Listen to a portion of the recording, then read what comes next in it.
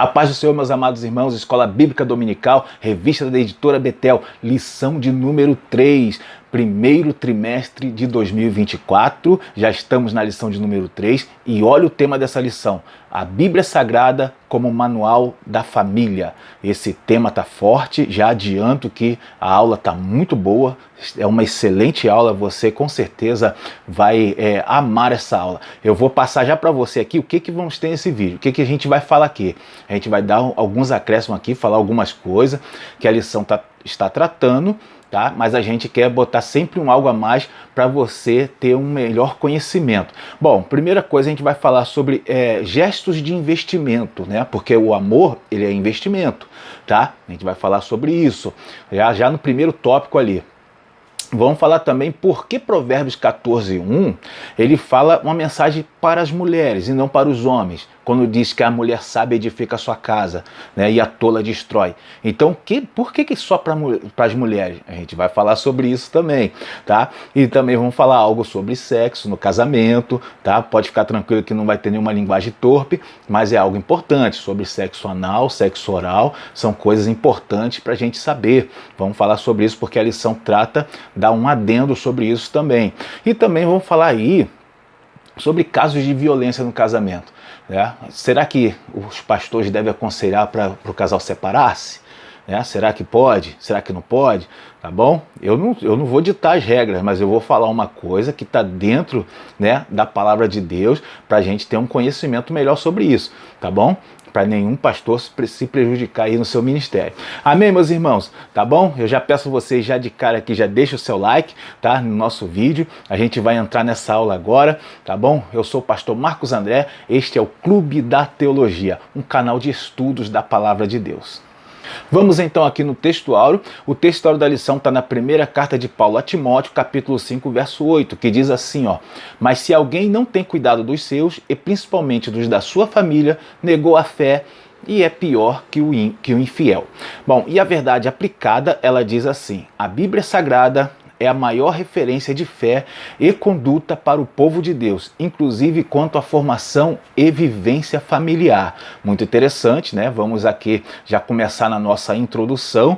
A nossa introdução, eu vou ler aqui, a introdução diz assim, ó: o destaque da presente edição é a palavra de Deus como luz, guia e referência maior para a formação e o cultivo de um ambiente familiar saudável e propício ao crescimento e amadurecimento de cada membro, contribuindo assim para que cada família seja um agente de testemunho cristão perante a sociedade, tá? Então, nessa introdução aqui já vamos ver que a Bíblia, ela é mencionada então na lição como um manual, né? Um manual para a prática familiar, para o casal viver em harmonia. Então a Bíblia, ele é o manual.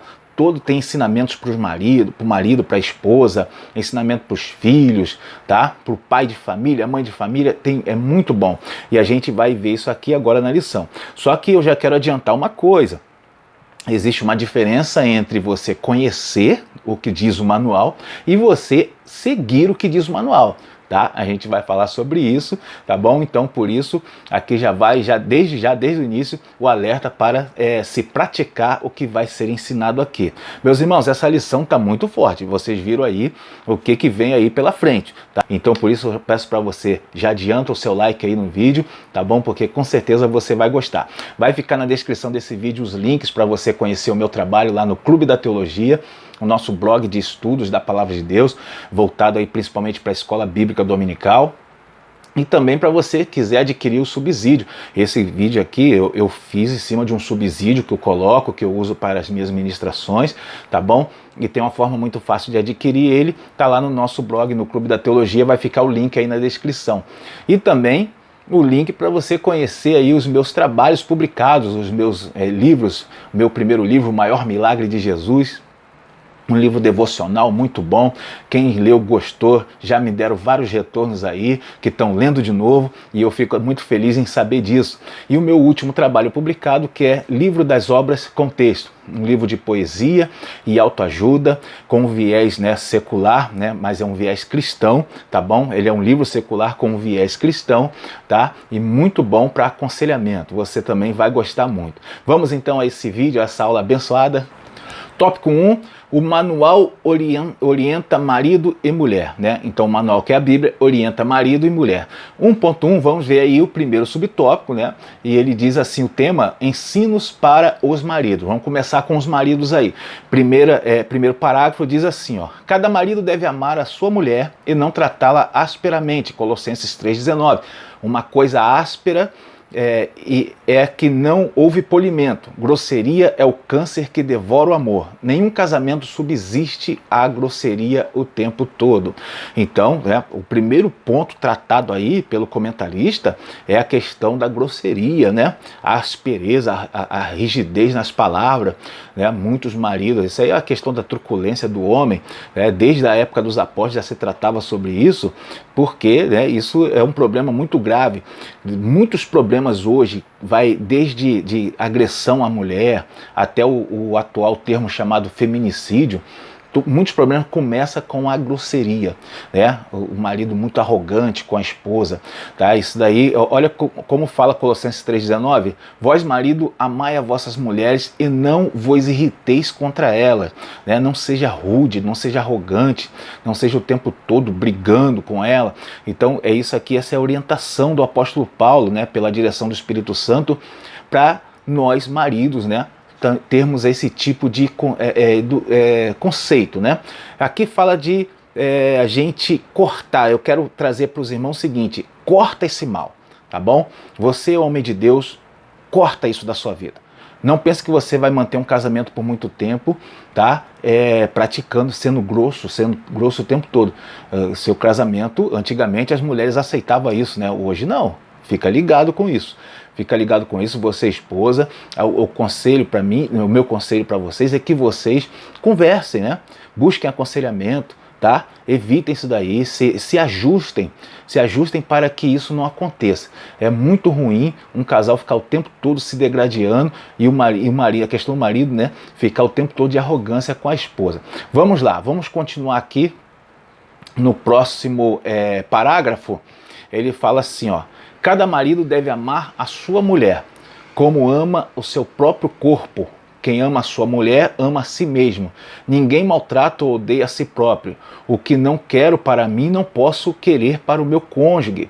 Tá? Então ele está falando aqui do marido, ele praticar o amor. Eu quero passar para os irmãos o seguinte: o que sustenta o casamento é o amor. É a principal, o principal, nas aulas passadas a gente falou que é o amor mais a responsabilidade, né?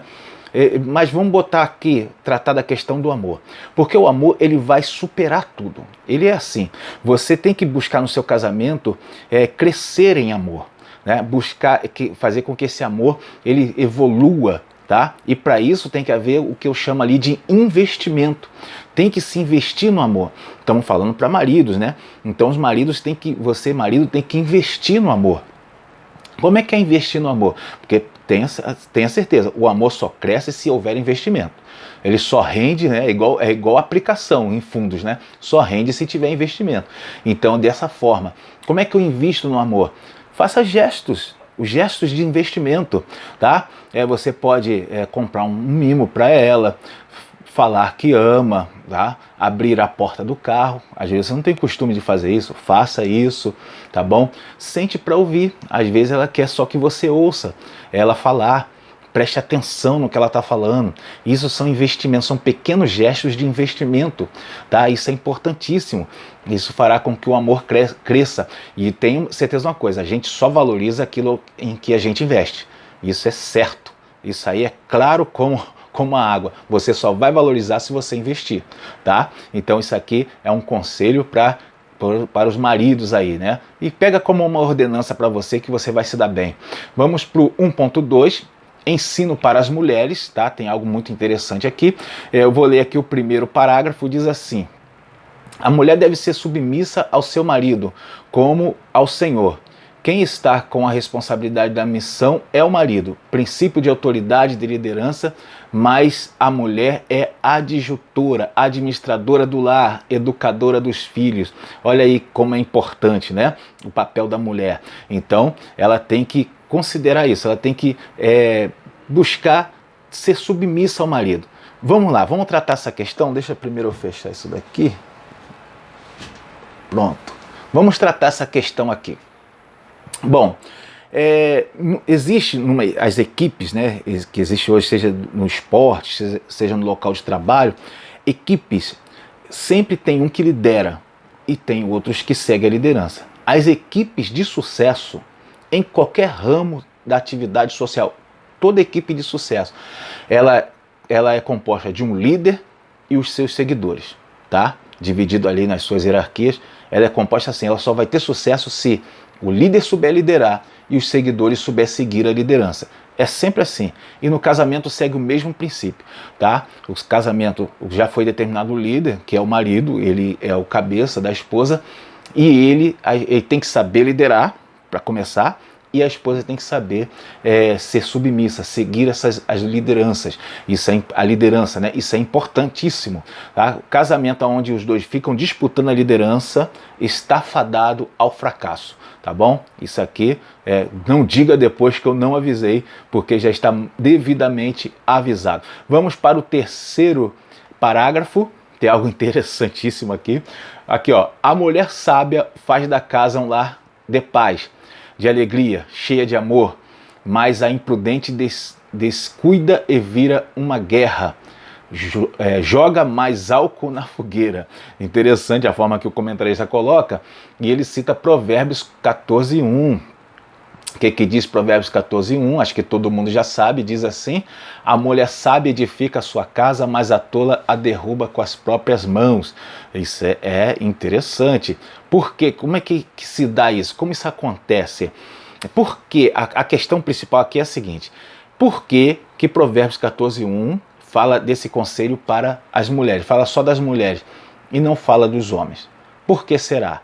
Se o homem é o cabeça da mulher, né? O homem tolo também não destrói a família? Claro que destrói, mas vamos entender por que Provérbios fala para as mulheres. Entenda uma coisa, ele está falando de casa, ela derruba a própria casa, e aqui a lição falou que ela é administradora do lar. Pensa um negócio aqui comigo, a mulher, ela tem muito poder dentro do lar, essa é a realidade. Uma mulher consegue colocar os filhos contra o marido nunca consegue colocar os filhos contra a esposa, né? Mas a mulher consegue colocar, se ela cismar, ela consegue colocar os filhos contra o marido. Uma mulher consegue acalmar o marido. Se ela souber ali, se ela souber lidar ali com as palavras, ela consegue fazer o marido gastar até dinheiro que não tem por causa dela. Tá? A mulher, ela consegue fazer o marido comer na mão dela. Peraí, mas eu acho que eu já como na mão da minha esposa. Brincadeiras à parte, né? Essa é uma realidade. A mulher, ela consegue fazer um ambiente ficar tranquilo e consegue fazer o ambiente virar um inferno, tá bom? Por isso que aqui Provérbios fala para as mulheres, tá? Isso é muito interessante, tá bom? Mulher aí, você que está prestando atenção nessa aula, fica ligado, porque tem bastante controle nas suas mãos aí e você talvez não esteja sabendo usar. Vamos para o próximo subtópico, é o 1.3, o tema é ensinos para o casal.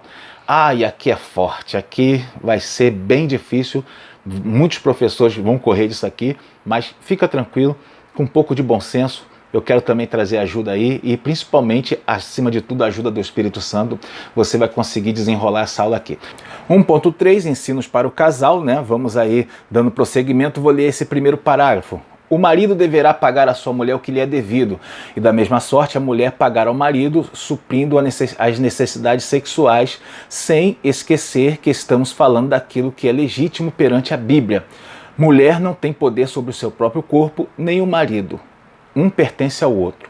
Olha, aqui está falando sobre eles não se privar um do outro, tá? Eles praticarem o sexo dentro dos limites do casamento, sem privações, terem o devido cuidado nessa área. Por que é importante saber disso aqui? Porque nos dias de hoje, os dias atuais, a sexualidade está implícita e explícita no mundo. Está demais nos dias de hoje. Então o casal tem que vigiar muito nessa área. Tem que vigiar muito, porque eles vão sofrer, pode acabar sofrendo algo que fala aqui no segundo parágrafo. Ele fala assim, mas deverão juntar-se rapidamente para que Satanás não tente por causa da incontinência. O comentarista está mencionando 1 Coríntios capítulo 7, verso 5. Está falando aqui, Paulo está orientando que eles não podem se privar a não ser por um período, né, para se dedicar à oração, mas depois se juntar de novo, ou seja, praticarem sexo de novo por causa para eles não serem tentados pela incontinência. E o importante é saber aqui o que é essa incontinência. Essa incontinência que ele está mencionando é o descontrole, tá, com as suas necessidades fisiológicas. Qual é o descontrole aqui que Paulo está mencionando? Descontrole com a necessidade do sexo. É isso que Paulo está falando. E por que é importante saber disso? Porque nos dias de hoje a sensualidade está muito grave na sociedade e até que as esposas elas conseguem ter mais controle, mas para os maridos fica muito mais difícil. Tá? Já estive aconselhando muitos jovens casais, muitos maridos já estiveram me procurando para falar sobre isso, e o que tem acontecido nesses últimos dias é muitos homens de Deus indo buscar na pornografia, tá? E se ligando em coisas sensuais na televisão, na internet, e também alguns acabam indo na infidelidade através das redes sociais. E aí o que acontece? Casamentos têm sido destruídos por causa disso, tá bom? Então você, mulher de Deus, fica ligado, tá? Se esforça, mas eu fico cansada, eu não, se esforce para manter o seu casamento, tá bom? E o marido também. Então você saia desse negócio de pornografia na internet. Mas está falando para cristão? Estou falando para cristão, porque tem cristão que se dá isso. Sai desse negócio, sai disso, né? Redes sociais, infidelidade, contatozinho ali com pessoas, antigas namoradas. Cuidado com isso, cuidado. Passe a olhar, ter o seu desejo para a sua esposa. Se você ficar muito ligado na sensualidade do mundo, você vai ficar diante de um padrão mundano e você não vai ver isso na sua esposa, né? Porque o casamento ele é castigado pelo tempo, a gente fica velho, né? A gente não é mais a mesma coisa quando era garoto, e aí fica lá o homem de Deus pecando na internet, sei lá, na televisão, por causa da lascívia do mundo. E aí esfria o casamento, e daqui a pouco o casamento vai embora e junto com o casamento vai o seu ministério também, tá? Então fica muito ligado com isso aí, esse é um aconselhamento para você tomar o devido cuidado. E agora eu vou falar de algo ainda mais grave, mais forte. O comentarista fala aqui, como não tem uma base bíblica específica, ele usa um texto de Paulo na carta aos Romanos, e vamos falar disso aqui agora, ó. Terceiro parágrafo, cuidado, em Romanos 14, verso 4, Paulo diz: em um corpo temos muitos membros, mas nem todos os membros têm a mesma função. Aí o comentarista fala assim, para o sexo tem os seus membros específicos, não avança o sinal para a promiscuidade. Ou seja, ele pega o texto de Paulo, que Paulo está falando sobre o corpo de Cristo, sobre a igreja, né?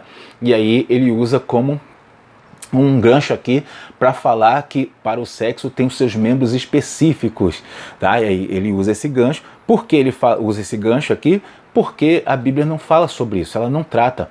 É como se Deus falasse assim, o ser humano é inteligente para saber quais são os membros específicos para o sexo, então não precisa mencionar isso na Bíblia, tá? Então não é mencionado, mas vamos tratar dois assuntos que é o que mais pega aí os pastores, né, para aconselhamento, para dar os seus estudos, sobre a questão do sexo anal, né, que então fala de de membros específicos, né, para o sexo anal e o sexo oral, tá? Por quê? É importante a gente ter isso em mente. Vamos primeiro tratar aqui, falar sobre o sexo anal.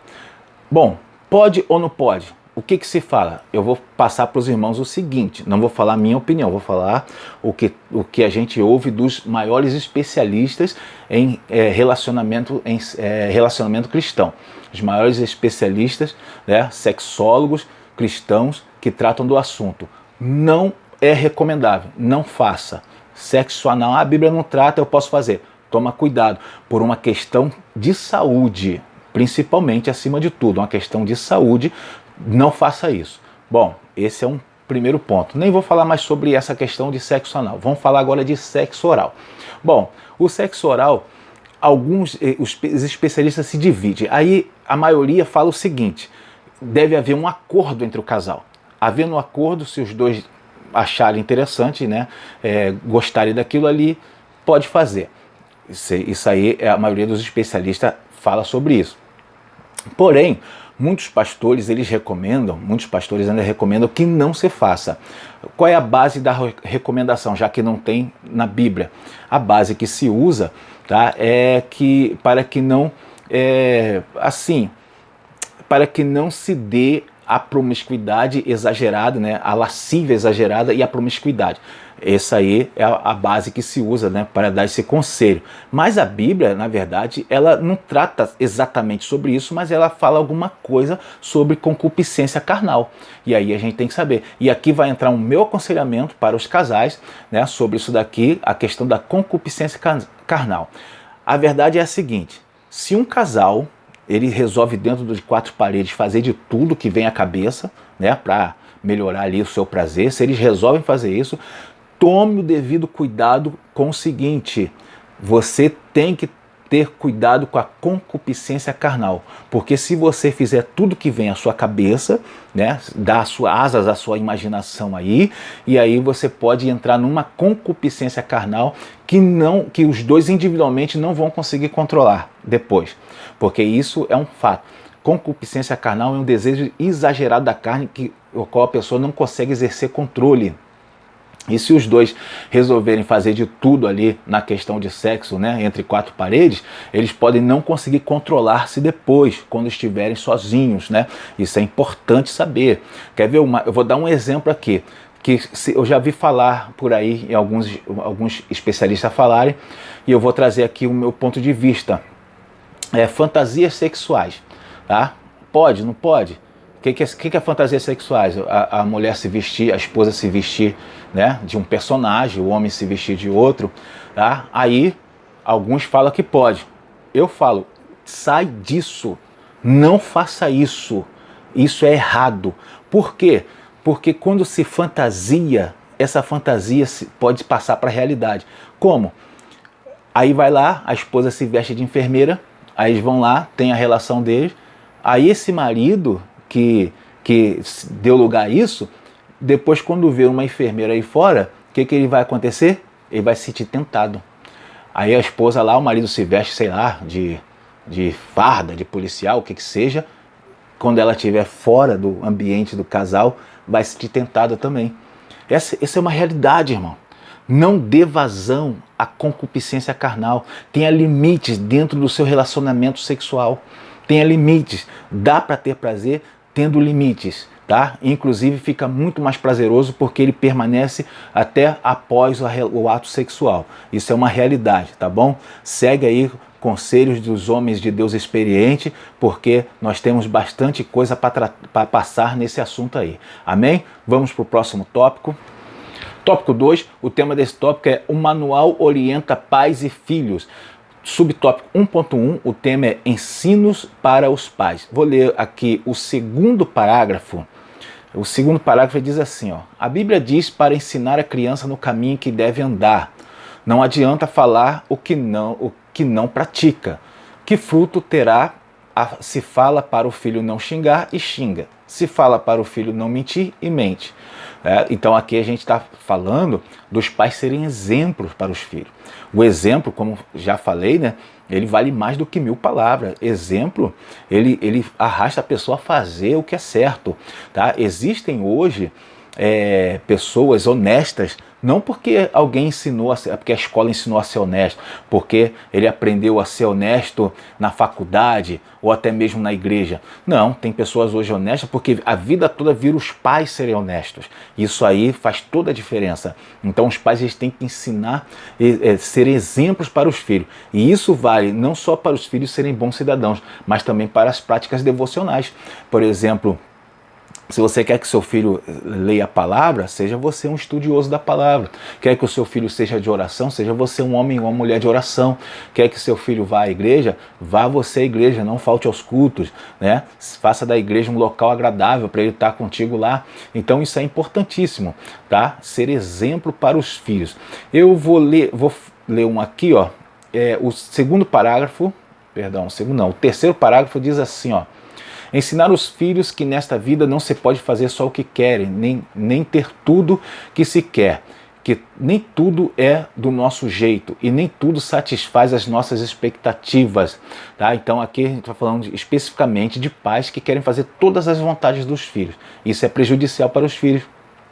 Tá? Os filhos têm que aprender que nem tudo eles vão poder ter, né?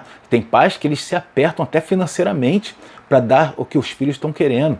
Irmãos, já observaram que nesses últimos tempos tem uma quantidade enorme de doenças psicossomáticas, depressão, síndrome do pânico, ansiedade, né? Tem jovens se matando, tá? Por causa de depressão e de outras coisas, tá?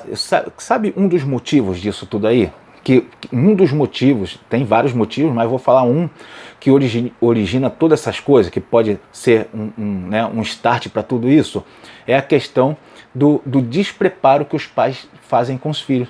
Eles não preparam os filhos para a vida adulta, dando a eles tudo o que eles querem, né? Colocando eles dentro de uma bolha, auxiliando eles em tudo, né? Auxiliar é bom, né? Mas resolvendo tudo para eles. Não, você tem que preparar seu filho para a vida adulta. Muitas das crianças hoje chegam na sua fase adulta, na sua juventude, e encaram uma dura realidade que elas não foram preparadas. Elas não aprenderam a lutar por coisas, não aprenderam a conquistar. E aí, o que acontece? Entram em depressão, aí dão crise de pânico, de ansiedade, esquizofrenia e tudo mais, né? Por conta disso daí, tá, meus irmãos? Então fica aqui um conselho. Pais, ensine os seus filhos a serem lutadores, a serem guerreiros, né? Isso é importante. Eu até me empolgo quando eu falo sobre isso. Vou pular aqui o subtópico 2.2 e vamos para o subtópico 2.3. Vou pular por causa do tamanho do vídeo, tá? Mas lá no meu subsídio que eu coloco lá no meu blog, tem todos os ensinamentos aí para essa parte da lição. Vou ler aqui o 2.3, o tema é Filhos e Pais Vivendo Respeitosamente. Vou ler o primeiro parágrafo, que diz assim, ó: existem muitos filhos órfãos de pais vivos, pais ausentes, negligentes, não os acompanham nos seus estudos, não sabem o que eles estão precisando, não os ouvem. Os filhos criados com amor, carinho e atenção geralmente serão bondosos e não perderão no mundo degradado e depravado, né? Não se perderão. Meus irmãos, olha só, a gente precisa, os pais precisam criar os filhos não somente para ser bom cidadão, mas principalmente para serem servos de Cristo, tá? Então, a questão do exemplo, e aqui vem uma questão importante que falou na lição, a questão da atenção, né? Dar a devida atenção,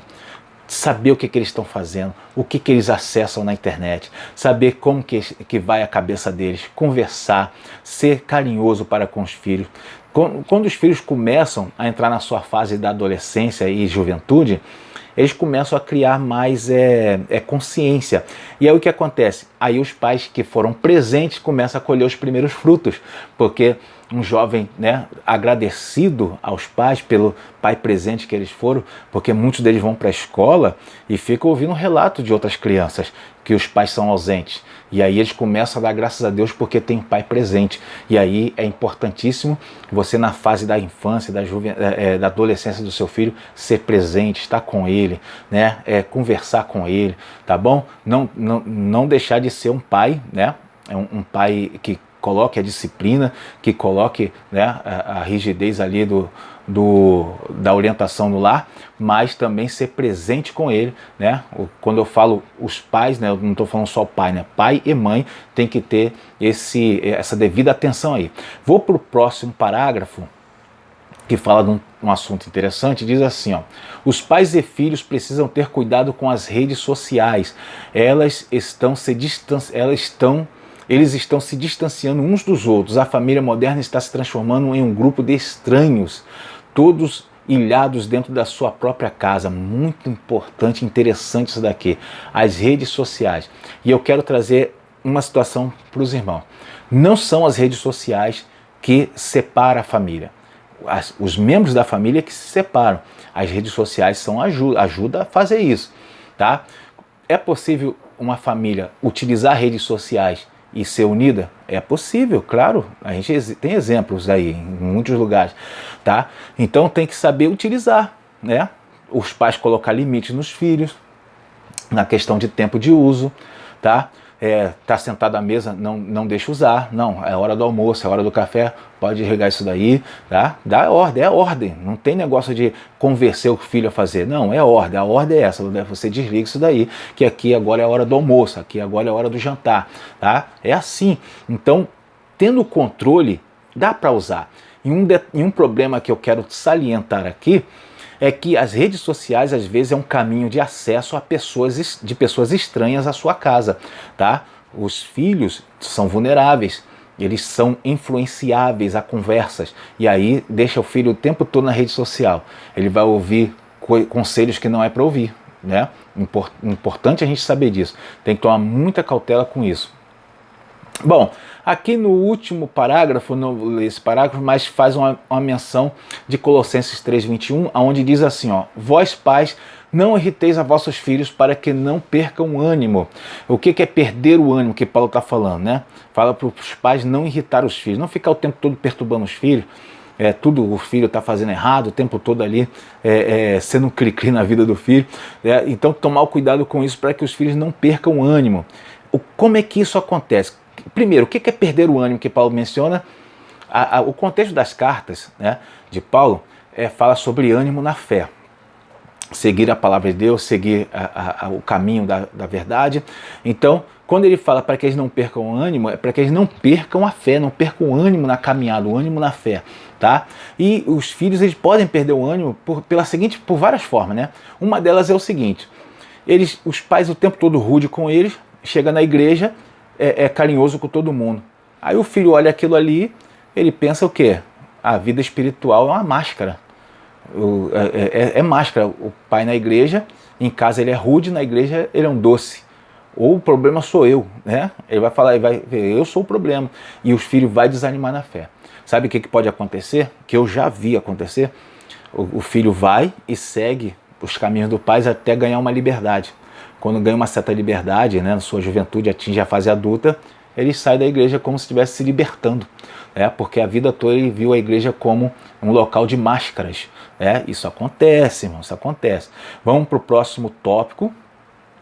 O tópico 3, o tema é: o manual orienta para uma família sólida.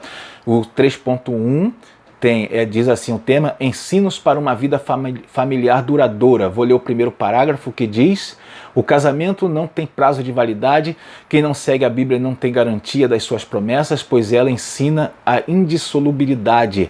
Quem não suporta um ao outro prova que não tem amor no coração. Tá? Irmãos, olha só, quem segue a palavra de Deus, as orientações bíblicas, tem mais chance de dar certo no casamento. Por quê? Porque todas as orientações que está aqui o comentarista coloca são bíblicas, estão na Bíblia. Né? Ele, por exemplo, esquecer os problemas que houveram no passado, perdoar, né? Ou seja, perdoar e esquecer, né? Eles liberar o perdão. Todas essas coisas aqui que está mencionada, está na palavra de Deus. Ele praticar o amor um com o outro, tudo isso daqui, eles viverem em acordo um com o outro, está na palavra de Deus. E aí, o que acontece? No meio, entre os ímpios, entre aqueles que não têm Deus no coração, os conselhos são outros, né? Os aconselhamentos são de não perdoar, não viver em acordo e não esquecer o que aconteceu no passado. Esses são os aconselhamentos no meio, lá no mundo, né? E aí, então, vai uma recomendação para os casados aqui, para a família. A recomendação é a seguinte: nutra amizades com pessoas que são servos de Cristo. Que a sua casa seja frequentada por pessoas que são servos do Senhor. Porque os conselhos que você vai ouvir dessas pessoas são conselhos para você salvar o seu casamento, tá? Pega isso daí que é importante, tá bom? Vamos ler aqui o terceiro parágrafo. Fala um negócio interessante. Aqui que eu vou falar agora sobre violência doméstica. Ele diz assim, ó: quem pede carta de divórcio está dissolvendo a família, toma uma decisão particular e não tem respaldo bíblico. Jesus colocou uma exceção no caso de infidelidade conjugal, prostituição, adultério. Mas em todos os casos, quem tiver condições deverá exercer o perdão e não se separar. Então, convém mencionar que o texto de Malaquias, capítulo 2, verso 16, fala que Deus odeia o repúdio, ou seja, ele odeia o divórcio. Então não convém a gente fazer aquilo que Deus odeia, tá? O divórcio está fora de questão. Não vamos trabalhar com isso. Mas Jesus coloca assim um caso, né? Ali que seria por causa da dureza do coração, a gente entende isso no texto, né? Para que caso de prostituição, de traição, né? De adultério, aí sim o divórcio, né? Porque dificilmente aquele casamento vai conseguir se firmar de novo. Porém, né, o comentarista trata bem disso daqui, eu acho interessante, porém, se houver perdão, né, houver ali os dois conseguir se consertar ali, ou conseguir perdoar, é bom ali, isso é salutar diante de Deus, né, é louvável diante do Senhor, e o Senhor vai se agradar disso. Porém, há casos novos, né, há situações novas aí acontecendo, que é o caso, por exemplo, da violência doméstica. Vamos entender essa questão. Sempre existiu, na verdade, a violência doméstica. Hoje tem questões como feminicídio, né? E às vezes na igreja a gente se depara com coisas assim. Uma membro da igreja, uma irmã casada, sofre às vezes violência doméstica do seu marido. Qual é o conselho? O que falar para essa irmã? Eu acho interessante o seguinte, né? Caso de violência doméstica. Primeira coisa, saber o que está acontecendo. Saber o que está acontecendo. Conversar um gabinete ou com ela, ou com os dois, ou só com ele, não sei. Um gabinete para saber o que está acontecendo. A violência foi ocasional, uma vez aconteceu? Se houver conserto entre os dois, tá? Se os dois decidirem continuar ali, né? Perdoar, né? E aí prosseguir, amém, ora-se ali, aconselha-se e tá tudo certo. Mas se for constante, aí já é outra coisa. É constante, está sempre acontecendo. De vez em quando ela está sendo agredida pelo marido. Aí eu vou falar para os pastores o seguinte, tá? Vou dar uma base, de certa forma até bíblica, tá? Uma base que é a seguinte. Nesse caso já é caso de polícia, não está na alçada mais pastoral, tá?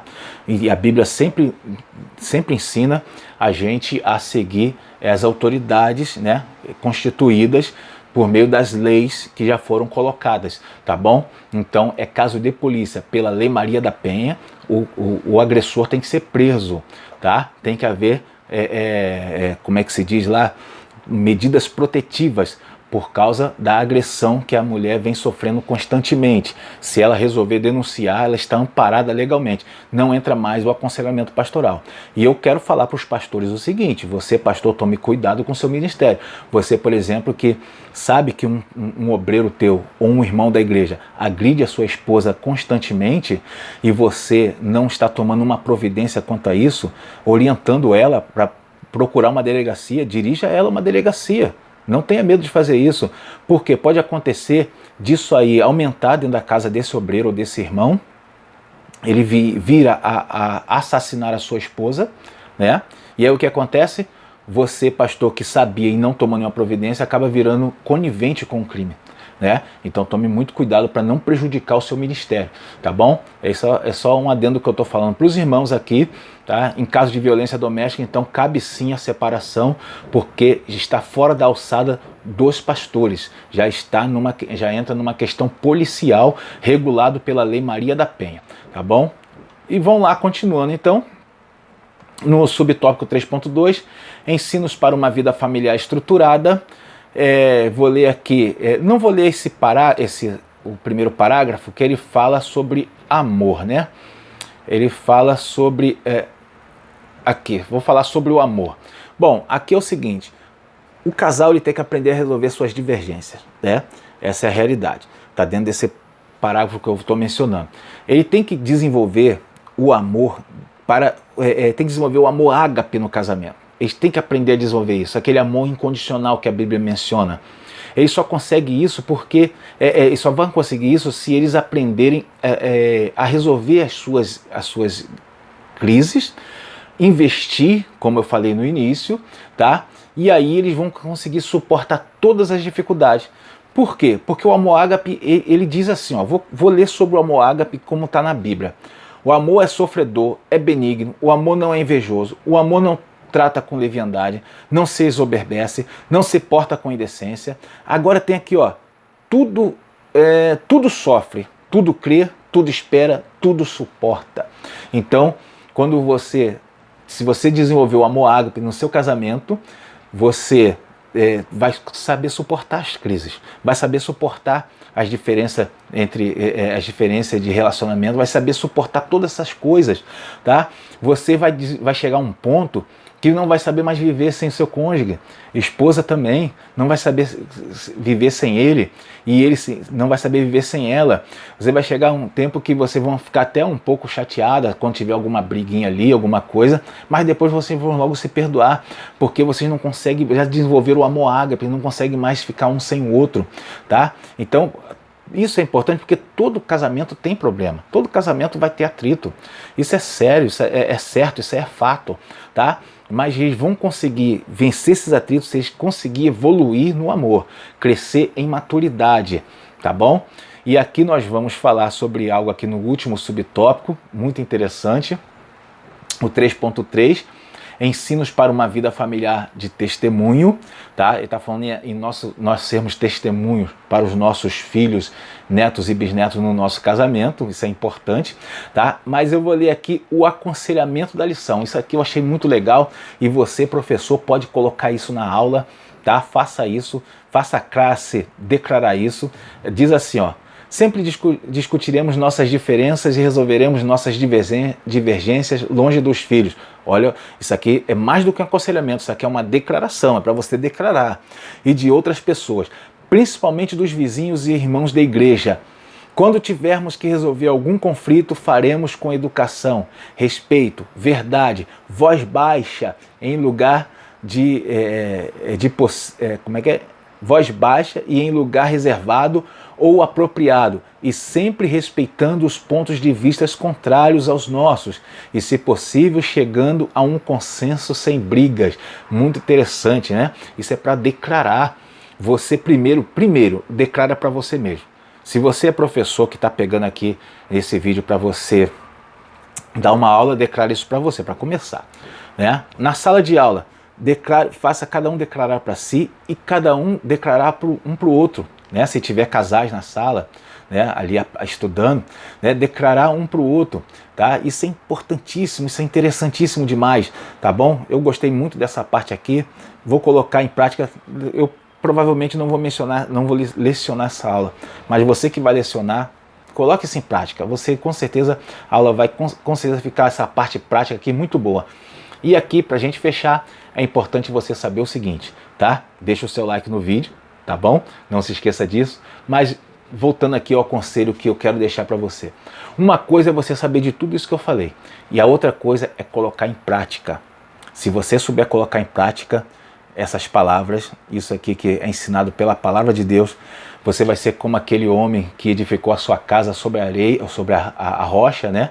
E vindo a chuva, a tempestade, os ventos, não vai derrubar aquela casa, tá bom? A sua família vai estar no altar do Senhor.